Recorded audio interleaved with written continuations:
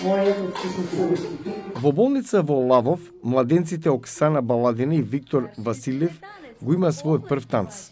Во март 23 годишната медицинска сестра нагази на противпешадиска мина оставена од руските сили во низиниот роден град Лисичанск. Баладина е меѓу повеќе од 270 луѓе кои оваа година беа убиени или осакатени од противпешадиски нагазни мини во Украина.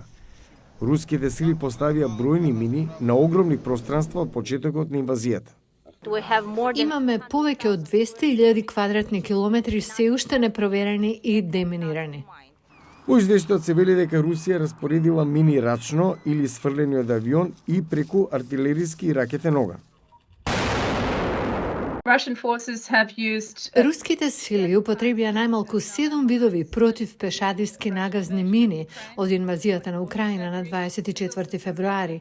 Има докази дека импровизирани експлозивни направи случајно биле активирани од жртвата, а тие спаѓаат под забрана согласно меѓународниот договор за забрана на нагазни мини.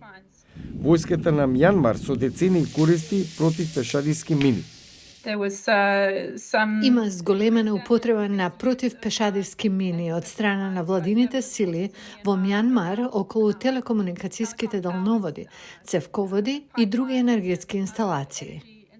Противпешадиските нагазни мини се уште може да се најдат во најмалку 60 земји.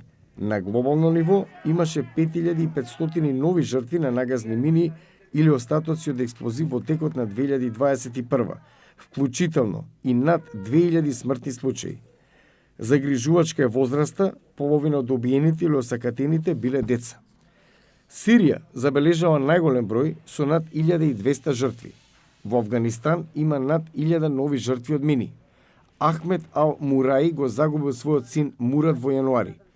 9-годишното момче нагазило на мина додека ја чистел плажата за да го продаде собраното ѓубре во близина на јеменскиот град Ходеида. Завиткав делови од неговото тело во кебе и ги однесов во одделот за криминални истраги. Не го измив, ниту оставив обвивка. Само закопав негови делови од телото во пластична кеса. Според договорот за забрана на мини, 94 држави членки уништија повеќе од 55 милиони нагазни мини од нивните резерви. Но во многу земји шируп светот, оружјето продолжува да ги уништува животите и екстремитетите на цивилите уште долго време, откако конфликтот ќе заврши.